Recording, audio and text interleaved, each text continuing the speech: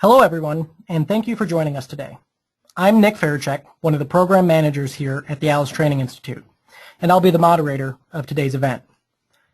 Before we begin, I'd like to cover a few housekeeping items regarding the functionality of GoToWebinar and how you'll be able to participate in this event. First, we encourage you to participate by asking questions. Questions can be typed into the question box at right at any time during the presentation. Second, we are recording this webinar and will make the recording available for download within the next few days. A link to the recording will be provided to all webinar attendees via email. Lastly, at the conclusion of today's webinar, you will be provided with a link to take a brief online survey about today's presentation. We appreciate and value your feedback, as this information will help us to plan future events. To get started, I would like to recognize two members of our Partners in Safety program. These organizations demonstrate a strong commitment to safety and security, and we're honored to be associated with such fine organizations. Our first partner in safety is the National Association of School Resource Officers. NASRO is the world's leader in school-based policing and is a not-for-profit organization founded with a solid commitment to our nation's youth. NASRO is an organization for school-based law enforcement officers, school administrators, and school security and safety professionals. You can find NASRO on the web at www.nasro.org.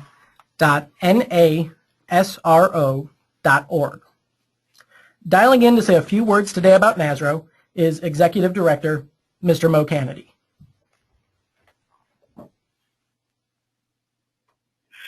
Okay, thank you, Nick. NASRO has been in existence for 25 years. It began in 1991 with the goal of providing the absolute best training and membership services to school resource officers across the country. We're excited about this year as we celebrate our 25th anniversary.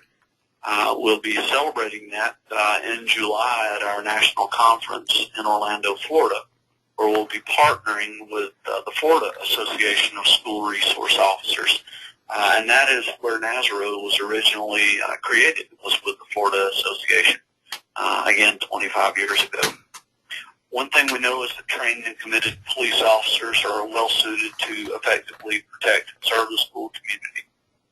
These SROs contribute to the Safe Schools team by ensuring a safe and secure campus and educating students about law-related topics. They mentor students as counselors and role models.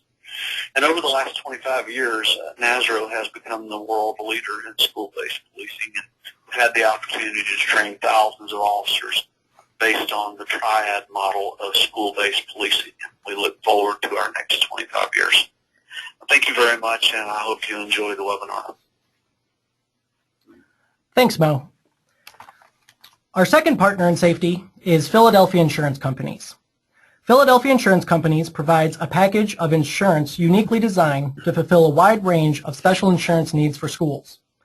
Their comprehensive program includes coverage for private, academic, and vocational schools from pre-K to college. Philadelphia Insurance Companies designs, markets, and underwrites commercial property, casualty, and professional liability insurance products. By maintaining a disciplined approach to business, they provide greater security for their policyholders. You can find Philadelphia Insurance on the web at www.phly.com. Thank you again to our partners in safety. Now I'd like to introduce our speaker for today's presentation. Joe Bergant knows education as a teacher, executive, scholar, advisor, and student. During his 35 years of experience in public education, he has served 17 years as superintendent of schools, mentored school leaders, written numerous grants, served on local and state committees, and negotiated many collective bargaining agreements for the betterment of the school districts that he served. His frustrations with the broader K-12 educational community's methods for planning and preparing for school safety was fueled by the tragic murder of 3 students at Chardon Local Schools during his tenure as superintendent. Though the school district handled the response and recovery of the tragedy as planned, he discovered that his own recovery depends on his efforts to keep safety and security in daily conversations both within and outside the educational community.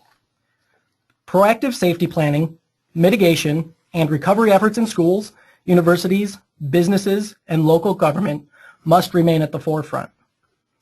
Mr. Brigant is a frequent public speaker and has been invited to make numerous presentations at the local, state, national, and international levels.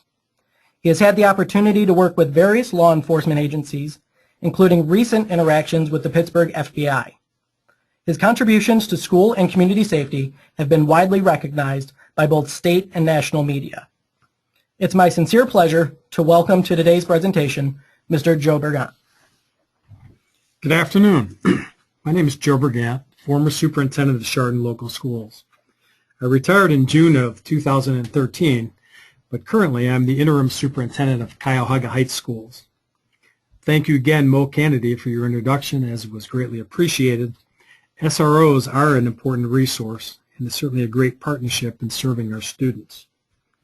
I'd also like to thank the folks here at the Alice headquarters for allowing me to present this webinar for my colleagues across the state. School safety is central to what we are about. Without that, our students and staff have a very hard time experiencing what schools are designed to do. Prepare them to have a sense of trust, be able to develop appropriate relationships, and quite frankly, be productive citizens. The increased aggressive behavior, crime, and many types of violence are impacting our schools, businesses, and communities. In my opinion, these events are probably underreported. There have been many tragic incidents here and around the country recently. These incidents are on the rise, and few feel it is going to get better before it gets worse. These violent assaults against innocent citizens are deeply disturbing. As a society, we seek answers to the most imponderable question of why would a person or group, no matter how twisted, vent his or their rage against completely unknown, unconnected, innocent fellow human beings, often of a very young age, causing grievous injury and death on a massive scale, often for no apparent cause or purpose other than to advertise their own unhappiness or to cause their own death. These incidents leave us stunned beyond words and numbed by our speechless outrage. The images bring unspeakable sadness and a sense of hopelessness. The fact that we now have multiple nouns like 9/11, Shanksville, Columbine, Aurora, Sandy Hook, Boston, Fort Hood, Chardon, Franklin Regional, and recently Marysville, Washington, and the list will go on, that quite frankly says it all. Law enforcement efforts cannot totally prevent these incidents. While we have learned from each incident and the lessons are applied almost immediately and universally, these tragic events occur instantly, within minutes, and short of living in a controlled environment inconsistent with our own freedoms, we cannot totally eliminate the risk of a madman prepared to trade his life for ours. This afternoon's session will basically focus on the Chardon scenario from that tragic day on February 27, 2012. The crisis occurred in the early hours of the school day at our high school cafeteria while many students were eating breakfast. 22 seconds from the first shot fired until the murderer left the school did immense damage to our students and staff's lives, our community, and quite frankly, the entire state. I wish I could tell you that this risk will go away. I wish I had the answers.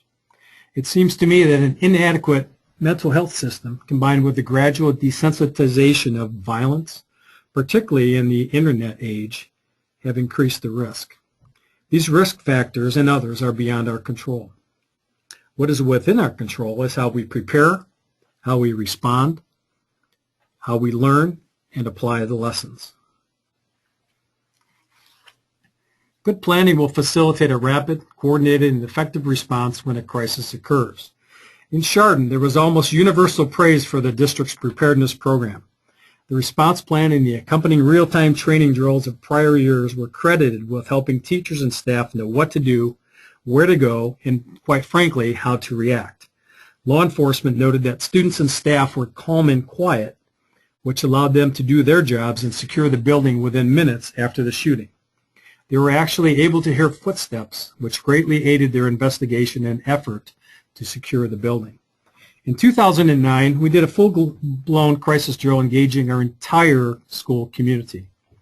Our existing strategic plan called for developing a school crisis plan. School leaders were assigned and followed up with a pretty comprehensive protocol. The planning involved numerous stakeholders to ensure a comprehensive approach to do what was needed and to do it in the event of a crisis. Our relationships with local law enforcement offered us the opportunity to practice a full-scale crisis drill. Plans and teams for all of your schools should be integrated with a single district structure. While there should be flexibility to customize the specific participant respective to each school, the philosophy, the upward notification triggers, and other guidelines and protocols should be consistent across your district. The autonomy to act currently exists with the individual building leadership, which can remain. However, there needs to be consistent and a common approach and level of expertise on that core team, no matter where or when the event may happen. Practicing reunification of students with parents during your crisis drill is key. As I said earlier, our preparedness for the tragedy was key in helping us to restore the learning environment as quickly as we could. Many of the designed components are now written into the Ohio Attorney General's School Safety Task Force plans. A main component was practicing a reunification of students with their parents during the drill. Though not an easy task, the district established that protocol, and when the tragedy happened, the parents at least knew what to expect, similar to how we all know what to do in a fire drill. It certainly helped us, and I would advise to actually practice this. What crisis plans exist in the district and in other places in the community? Many school districts and school communities never think a tragedy of this nature would happen to them. Certainly in our school environment, many people in our community thought it would never happen there. I surmise many reasonable school emergency plans have not been tested or practiced by school officials in complete cooperation with their public safety partners to see if the paperwork plans would work in a real crisis. That is why I continue to speak in so many venues. Proactive safety planning, mitigation, and recovery efforts in schools, universities, businesses, and local governments must remain at the forefront. Relationships and trust levels. These are key, and they must be established even before your first day on your job. You should get into the community, get to know some people, and start establishing those trust levels even before your first day on the job. If you do nothing else, I would recommend the following. You need to train your school administration, teachers, and other staff on school violence prevention, security, and other school crisis planning using some of the best practices learned from other tragedies. There are a number of agencies that are available to you. One is the Alice Group, which I have become pretty familiar with in recent times. I have been through several of their classes myself, read a lot of information regarding their services, and am favorable to many of the concepts that they have developed. We even brought them in this year during one of our professional development days to heighten our staff safety awareness at Cuyahoga Heights. You need to continue to evaluate and continuously attempt to improve your security practice with those who help to implement the actual plan. Make sure all of your plans are updated and current and have common threads between your schools. These plans should address preparedness procedures such as being alert, lockdown procedures, vigilance, evacuations, student-parent reunification, school transportation, importantly communications, and recovery processes. Again, you need to continue to build those trust and relationships within your school community. Next up is a slide that I recently obtained from the FBI during a presentation down in Pittsburgh. From the year 2000 through the year 2013, there were 160 active shooting incidents, and only 2 of those had more than one shooter. 486 were killed, 557 were wounded. A new federal statute is in place that says 3 or more killed are described as mass killings. It used to be 4 or more, and now, unfortunately, Chardon Local Schools is on that national list. From the year 2000 through 2006, there were 6.4 incidents per year. From 2007 to 2013, it increased to 16.4 incidents per year. You can see the statistical increase.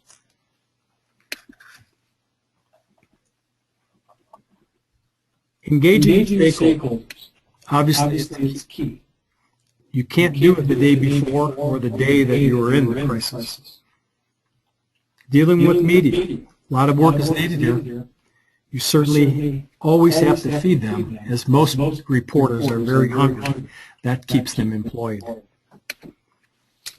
Your staff, your students, parents, and community, it's critical for a superintendent to be visible in school buildings, in community events, in student activities. Again, a key factor is that visibility of not only the superintendent, but other line administrators, so that at least when situations do occur, people know your name and your face, and they've had some conversation with you. Certainly law enforcement, you need to know your police chief and the surrounding officers around them, not only by name, but by face. My suggestions are to have a cup of coffee with them when you have the opportunity. Invite them into the schools, invite them in to do training in your schools. It certainly goes a long way. Fire and EMS, oftentimes these folks aren't included in the design of the crisis plans. I would encourage you to connect them. They need to be connected with law enforcement, so when a crisis does occur, we can kind of blend those things, blend their talents together, just to ensure, again, the relationships and trust levels, not only between the school and each individual parties, but all the people together. Another big piece, mental health counselors. Many will offer their services. They will come forward. They basically come out of the woodwork. Using clergy, many offer their services to the victims' families, which is very helpful. And again, school personnel should know these people that are out in the community. Legal, obviously involve your board attorney to review your plans. Make sure that you know your prosecutor and the prosecutor's assistants, because someday, even though we speak to them sometimes regarding student behavior or teacher behavior, you may need to use them during a time of crisis. Bringing in a professional communications firm. This is something we did not do in our original plan. However, bringing a group like this to the table will certainly help round out your plan. Pre- and post-crisis media relationship. We need each other. The media needs us, and we need them to communicate factual information out to the community. Certainly helps keep people a little more calm. And again, factual information and precise information is key. Prior trust levels with local reporters. You need to have this. One thing I can tell you, each of the local reporters should have your cell phone number well before a crisis happens. So if they do need to call you, they can have instant access to you. And again, this helps to build that prior trust level. When a crisis does occur, you do need to have a separate staging area. It certainly keeps the media away from the crisis site. One thing that we did, again, on the spot, we provided portable bathrooms, water, and other things. That went a long way, and it kind of kept them in check, and it kept them away from the crisis site. Updated press release to the media sources very close to their deadlines. Most media need their feeds at noon, 6 o'clock, and basically 10 or 11 o'clock at night. We told them in advance that we were going to do news releases at those appropriate times so that they could prepare for their news feeds as well. And one thing I can always tell you, it's never over. Months and now years later, the media will find you wherever you're at. Our first responders attended to the tragedy within minutes of the event.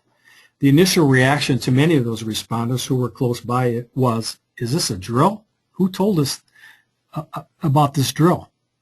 Nonetheless, it didn't impact the speed of everyone's response. As mentioned numerous times by law enforcement, everybody brought their A game. If they had not been part of the planning and the drills, their efforts may have been hampered. Law enforcement officials were uniformly proud of how quickly they entered the building and cleared a path for the EMS to begin treating and then quickly evacuating the victims. A crisis is the time to follow the crisis plan and make use of your preparations. First 30 seconds are key. This is the time that the crisis is determined if it's real. Proper training and running through the actual drill and perhaps doing some tabletop exercises prepare the mind to react with some calmness when an event happens. Be prepared for your plan not to be precisely followed in a crisis. Our local law enforcement noted the importance of the flexibility that we all had in our developed plan, citing the shifting of one evacuation site from the middle school to a nearby elementary school because classes had not yet started in that building. Identify the type and determine the appropriate response. Determining there is a real crisis is critical to putting your school or district into the operational side of your plan. Not only do things occur inside the school, they occur in the community as well. Activate the plan. Who has the authority? Another factor is who has the authority to put the school in lockdown. If the person on the chain of command is out of school, have you given authority to anyone to make that call? What happens if the situation occurs at the end of a long hallway and only one classroom is there? Think about this as you work through your plan and processes for practicing those drills. Lock down or evacuate. Key question, key topic. The Alice process. Alert, lockdown, inform, counter, evacuate.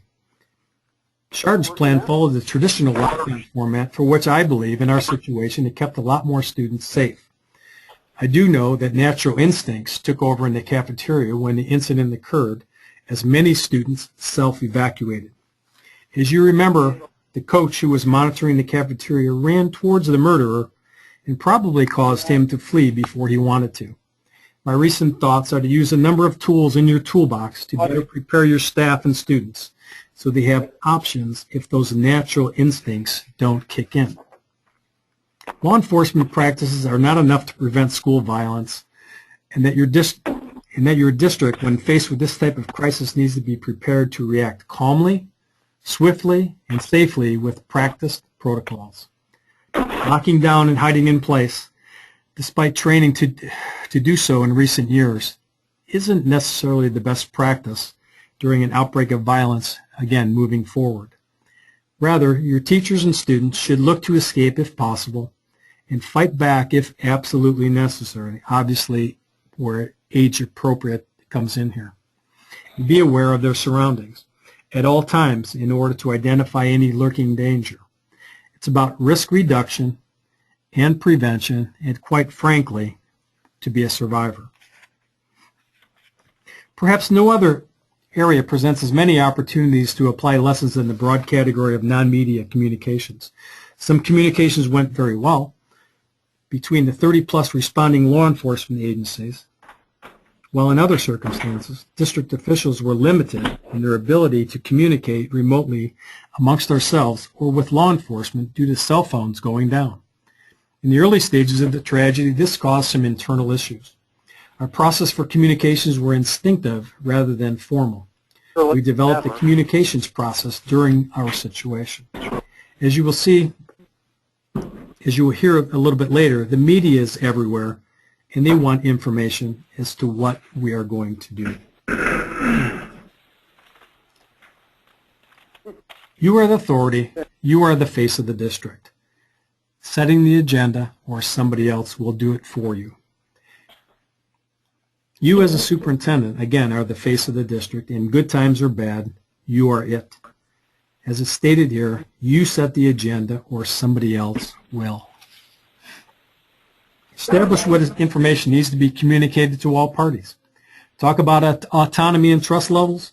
The first release of information to the school community was drafted and released without contact to any higher level of authority. Our internal PR person and operations manager were in the board office that morning and took it upon themselves to release a news brief. I was not able to be contacted at that time. The cell phones were jammed, and there was no remote access to me or other district leaders. We ended up moving our command site from the front of the high school back to the board office. In such, we called it the war room. In that particular room, myself, the superintendent, local law enforcement, the sheriff, police chief, lieutenants, BCI, DEA, ATF, FBI. It was typically a war room, and there was a lot of yelling and a lot of maybe miscommunication at that point in time. But over a period of time, we finally agreed that three of us would speak. I would speak to restoring the learning environment and making sure that the community knew the schools were safe and our community was safe. The sheriff talked about the crime scene, and the chief talked about the status of the victims. The three of us agreed that we would go to the podium at the news conferences together. We didn't want to be separated, and we told the media that anytime there was a communication with a news feed, the three of us would speak together. Third-party professional communications firm. As part of your design and crisis planning, I would suggest to engage a communications firm. Not necessarily to tell you what to say, but they do have a sense of ensuring proper processes that may help you and establish a streamlined approval and authorization process for announcements during any emergency situations. Maintain communication among relevant staff at designated locations. Cell phone networks jammed, and our leadership was largely unable to communicate remotely with each other in very early stages of the response. This impacted a variety of critical functions, including notification of key district personnel. There is a need for multiple forms of communication. Teachers in the building couldn't be called on cell phones since the networks were overloaded and not functioning. Text messages could be sent. There were no ability for mass text blast messages with instructions. Some text messages, though they got through, others weren't received until a week later. Principal ended up using an email system to further communicate before students and staff were evacuated to the unification site. Social and mainstream media. The professional communications firm we brought in the day of the crisis offered to monitor these issues. Social media stream was going down the path of the murderer was being bullied and harassed. However, that was not the case.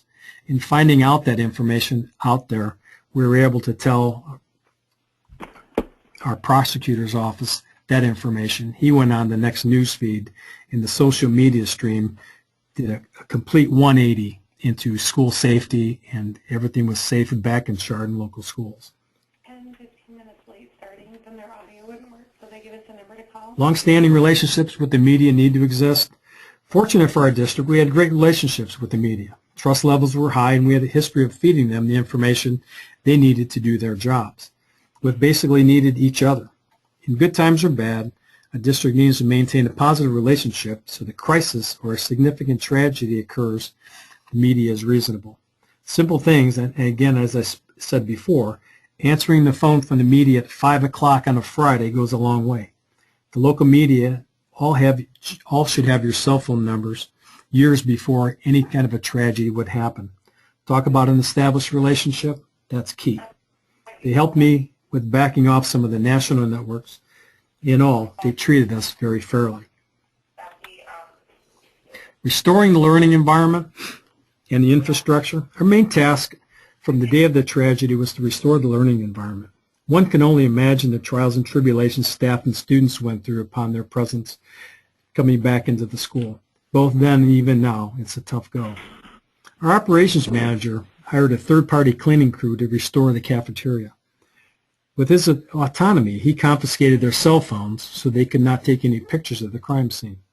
One could only imagine the horror and problems that might occur if pictures were posted on social media.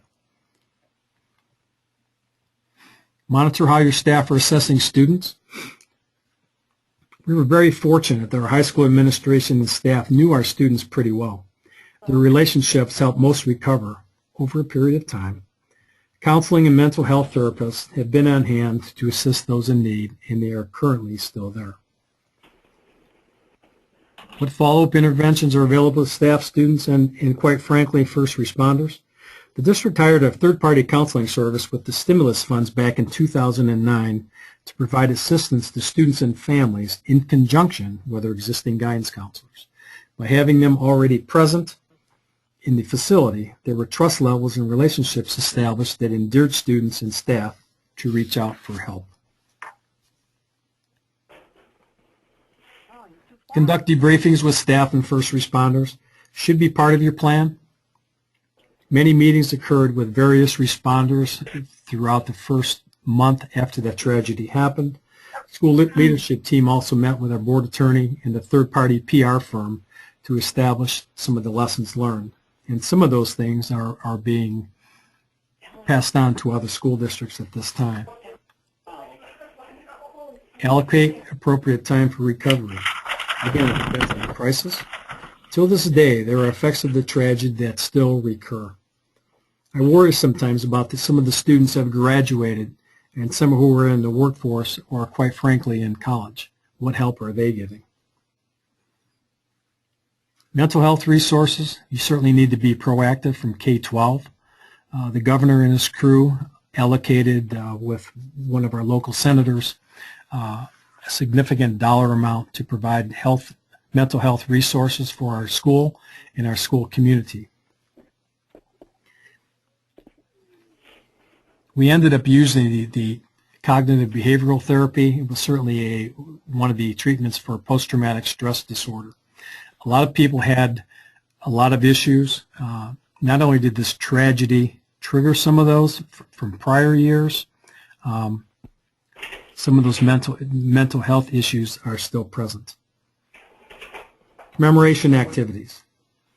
Still thanking individuals, school districts, and others for their cards and letters of support. Every wall, locker, and available space in that high school had something on it. My suggestion, or our suggestion for others, is to designate an area and rotate those items sent to the school site. Some students wanted to keep those commemoration cards and letters and drawings and banners up forever. Some didn't want that because it reactivated their traumatic stress. Some items to consider. Promote and model vigilance. See it, say it. You need to continue to instill some of these behavioral changes. And again, it is a behavioral change. You should always lock your door. You should always make sure that your key structure is appropriate in your schools. You need to have everybody approach and greet all visitors or unknown individuals in your schools. I believe through the Homeland Security Department, there's a free program that introduces the See It, Say It program. They have a lot of free materials for your community. And again, if there's nothing else you've learned from this, promote that vigilance. If something looks funny, somebody needs to tell somebody. Where are you with your student cell phone policy? Fortunate for us, our high school administration allowed students to carry their cell phones. We discouraged them from using them in classrooms.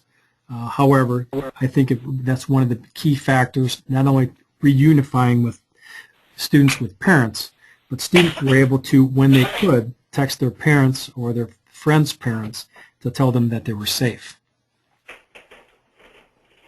Mental health providers in your crisis plan. A multitude of caregivers came to our site immediately after the tragedy. Initially, we let them all in. However, we weaned a lot of them away because of lack of accreditation and background checks. Everybody and their brother came to help, and we welcomed that help. But we did have to filter some of those people out. Email was the most reliable form of communication, as our cell phones got jammed, as did the text. Where is the PA system in your school? If you're in lockdown, can you get to the PA system? In a lot of the schools, the PA system is pretty much like in the Grease movie of Rydell High, where the principal and the assistant principal rang that little bell. If you can remember that scene from the movie. Most PA systems are archaic. I would advise school districts, if they can, to put the PA system in through your telephone system, so if you're in a room, you have the ability to communicate. Another piece that I've learned along the way, oftentimes when there's a school crisis or a school shooting, there may be a diversion antic to make law enforcement and first responders go to another site so they could do more damage. If you do see something of that nature in your community, or if something happens, you may be concerned that something larger is planned, and you need to be concerned in your own school building if something does happen down the street. How does that impact your school? Another big piece, technology resources and backup systems. Law enforcement confiscated our hard drive that contained the surveillance tapes shortly after the crisis. We were without cameras, the ability to tape surveillance for several hours, as we had to send our tech person out to purchase additional hardware. This may cause a concern, and I would advise you to have a backup system. Best practices for formal crisis management structure, as well as the most effective approach to successful navigation through a crisis situation, is improving your technology resources. While much went right into our situation, we learned some of the following. Notifications of the event did reach key district leaders. However, it did not happen according to the plan. At no time did the leadership have opportunity to talk together about the situation, to review the situation, our roles, and immediate responsibilities. Obviously, it is almost impossible to predict where key staff will be at any given moment. You certainly have to rely on training, and certainly autonomy and levels of trust. As some of our district leaders pointed out, everyone did what they were supposed to do, but we just didn't have the opportunity to talk as a group during the first several hours. They just did what they were supposed to do, and we were all fortunate that they did the right things.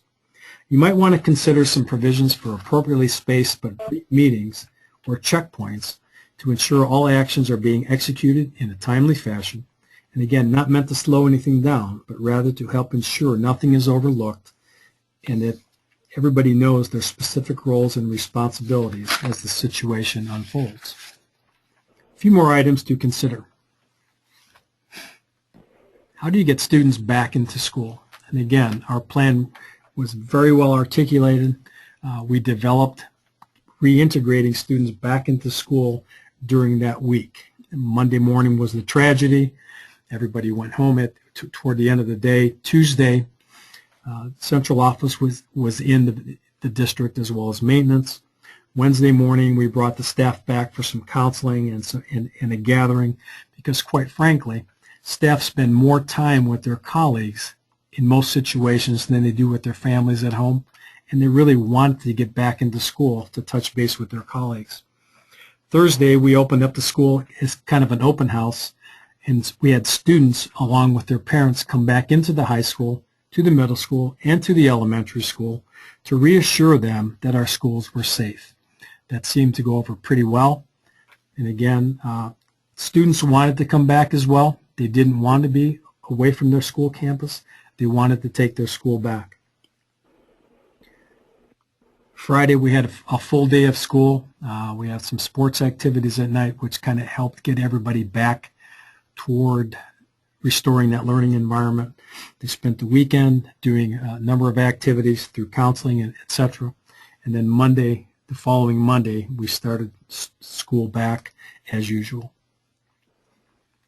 Another tip, before and after school lockdowns, what do you do if an event happens before school? What do you do if it happens after school? A number of schools are pretty much open 24/7 because athletes and band members and other activities come in and out of the school all day long. What do you do if something happens during that time period? Make sure that you're advising teachers on field trips.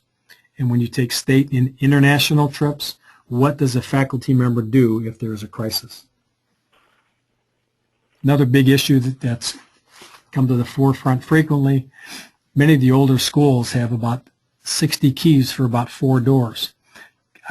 our advice is to keep your classroom's doors locked. Just keep it locked all the time.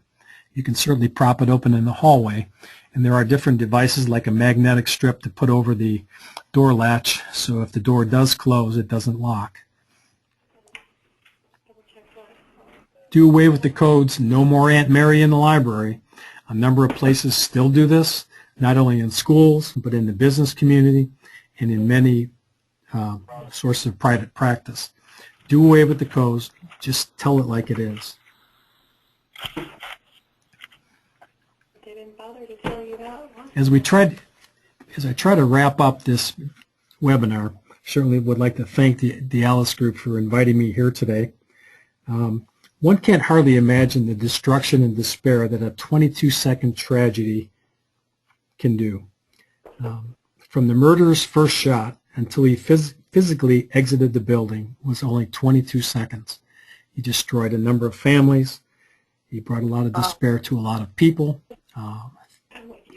And I certainly want to continue down this path to promote school safety, whether it's in the school, whether you transfer those particular skills to your home, in business, and importantly in our local community.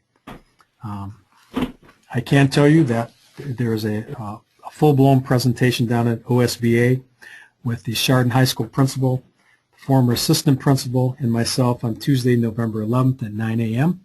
down at OSBA next week. I look forward to seeing some of you there. And I thank you for listening today.